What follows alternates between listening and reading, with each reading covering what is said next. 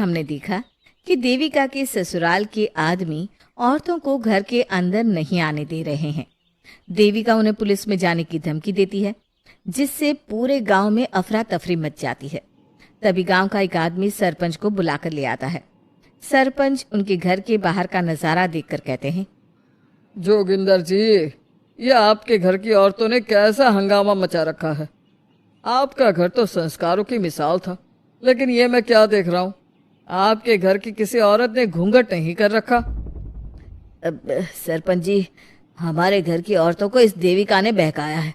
हमने पहले ही इन सबको चेतावनी दी थी कि अगर ये घर से बाहर गई तो हम इन्हें घर में नहीं आने देंगे। अब ये देविका हमें धमकी दे रही है कि पुलिस को बुलाएगी। क्या पुलिस? इस गांव का बरसों पुराना इतिहास रहा है। इस गांव में कभी पुलिस नहीं आई। गांव के सभी फैसले हमने मिलजुल कर किए हैं। जोगिंदर, तुम्हारे घर का फैसला पंचायत करेगी। सरपंच जी, आपने ठीक कहा। पंचायत दोनों तरफ की बातें सुने और जो भी फैसला पंचायत करेगी वो हमें मंजूर होगा। तो ठीक है, आज दोपहर को सभी गांव की चौपाल पर इकट्ठा होंगे और वहीं तुम्हारे घर का फैसला होगा। सरपंच वहां से चला जाता है। घर के आदमी घर के अंदर जाकर दरवाजा बंद कर लेते हैं और घर की औरतें वहीं घर के बाहर पेड़ के नीचे बैठ जाती हैं। तभी विमला कहती है, देविका बहू, तुम्हें भूख लगी होगी ना? नहीं माँ जी, मुझे भूख नहीं लगी, मैं ठीक हूँ। बहू, तेरा बच्चा छोटा है अभी, तुझे भूखा नहीं रहना चाहिए। वीना, सुजाता, जाओ पास में जो पंडित जी का बाग है ना, वहां से कुछ फल तोड़ लाओ। वीना और सुजाता पास के बगीचे से खूब सारे फल तोड़ कर ले आती हैं। सभी औरतें फल खाती हैं। तभी देविका कहती है, आप सब घर से बाहर निकली, घूंघट उतार दिया तो इन मर्दों की इज्जत चलेगी, लेकिन हम सब घर के बाहर भूखे प्यासे बैठे हैं। इस बात पर इन अहंकारी मर्दों को शर्म क्यों नहीं आ रही? हाँ देविका, तुम ठीक कह रही हो। अगर हम मर भी जाए ना, तब भी इन मर्दों के लिए इनके बनाए गए नियम कानून ही अहम रहेंगे, हम नहीं। सुजाता भाभी, मुझे तो सबसे ज्यादा सचिन पर गुस्सा आ रहा है। उसने मुझसे लव मैरिज की थी, क्या क्या वादे किए थे कि मेरा साथ कभी नहीं छोड़ेगा, और आज उसने मेरा साथ छोड़ दिया। अपने बच्चे को एक बार भी नहीं देखा उसने। देविका, वो शुरू से ही ना डरपोक रहा है, लेकिन इन सारी बातों को छोड़ो। मुझे तो इस बात की चिंता हो रही है कि पंचायत में न जाने क्या फैसला होगा। पता नहीं वो इंसाफ करेंगे भी या नहीं। वीना दीदी, आपको अभी भी पंचायत से इंसाफ मिलने की उम्मीद है? अगर इस गांव की पंचायत में सच में इंसाफ करने की भावना होती तो सरपंच जी अभी हमें घर के अंदर जाने देते। देखा नहीं कितना जहर उगल कर गए हैं हमारे खिलाफ। तो बहू, अब हम क्या करेंगे? पंचायत तो हमारे खिलाफ ही फैसला सुनाएगी। पहले तो हम अपनी सारी बातें रखेंगे। अगर ये लोग नहीं माने तो आपको वही करना होगा जो मैं कहूंगी। लेकिन एक बात आप याद रखना, किसी भी सूरत में हम झुकेंगे नहीं, क्योंकि हम सही हैं। देविका सभी औरतों को समझा रही थी। तभी वहां एक गांव वाला आता है। आप सभी को पंचायत में बुलाया है। उस गांव वाले की बात सुनकर सभी औरतें पंचायत में पहुंचती हैं। वो देखती हैं कि उस पंचायत में सारा गांव इकट्ठा हो गया है। बहुत सारी औरतें लंबे लंबे घूंघट करके वहां आई हुई हैं। तभी पंचायत की कार्यवाही शुरू की गई और घर के आदमियों से पूछा गया कि वो घर की औरतों को घर में क्यों नहीं रखना चाहते। हमारे घर की औरतें ना तो घूंघट उतारती है और ना ही किसी डॉक्टर से इलाज करवाती है, और हमारे मना करने के बाद भी इन सब ने घर से बाहर कदम रखा, हमसे ऊंची आवाज में बात की। हमने इन सबको चेतावनी भी दी, लेकिन इन्होंने हमारी बात नहीं सुनी। अब ये सभी औरतें हमारे घर में नहीं रह सकती। अब औरतें अपना पक्ष रखें। ये कानून की किस किताब में लिखा है कि औरतों को घूंघट करना चाहिए? और अगर मेरे ससुराल की औरतें मुझे डॉक्टर के पास ना लेकर जाती तो ना मेरा बच्चा जिंदा बचता और ना ही मैं। लेकिन दाई अम्मा से हम इलाज करवा रहे थे ना। दाई अम्मा को कुछ समझ में नहीं आ रहा था। देविका का इलाज दाई अम्मा के बस की बात नहीं थी। काफी देर तक दोनों पक्षों में बहस चलती रही।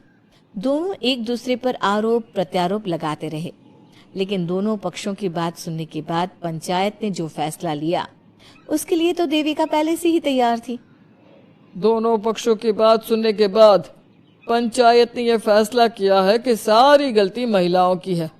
अगर वो अपने अपने पतियों से माफी मांग लेती है और वादा करती है कि भविष्य में कभी ऐसी गलती नहीं दोहराएंगी तो वो घर के अंदर प्रवेश कर सकती हैं। हमें पंचायत का फैसला मंजूर नहीं है।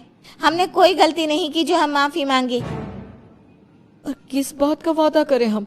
हमने देविका की जान बचाई है, तो आप हमसे भविष्य में किसी की जान न बचाने का वादा ले रहे हैं क्या?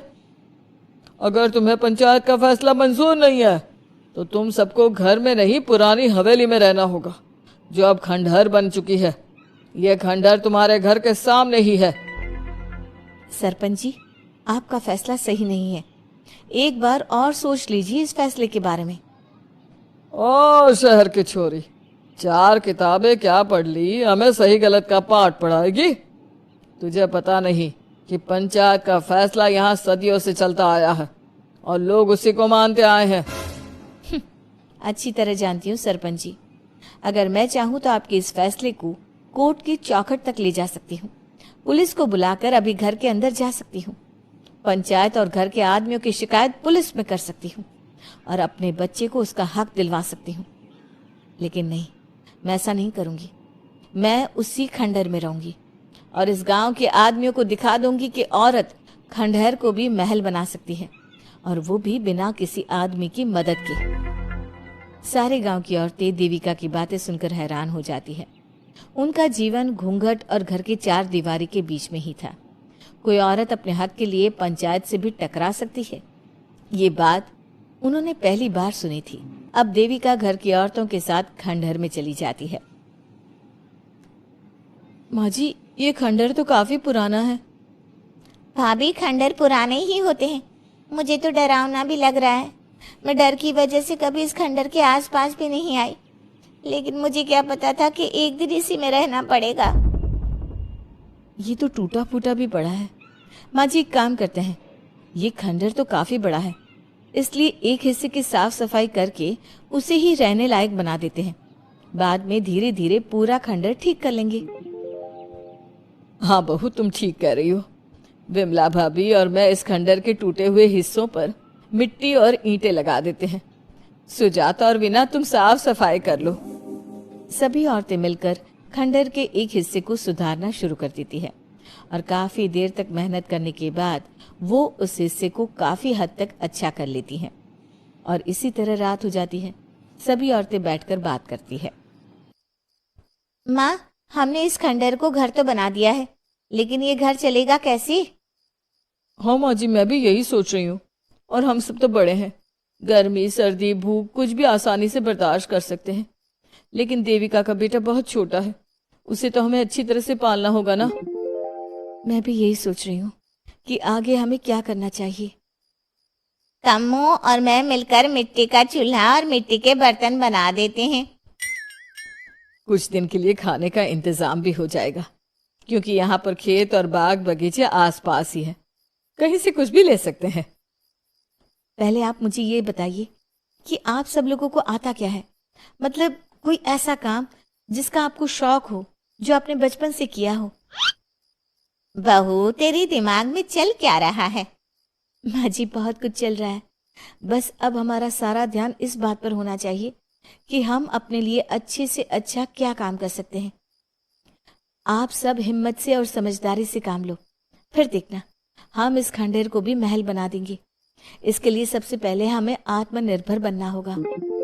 देविका सभी को समझा रही थी, तभी उसका बेटा रोने लगा। उसने अपने बेटे को गोद में उठाया और उसे चुप कराने लगी। अब देविका के सामने सबसे बड़ी चुनौती थी कि वो किस तरह से ससुराल की औरतों को आत्मनिर्भर बनाए और किस तरह से अपना घर चलाए।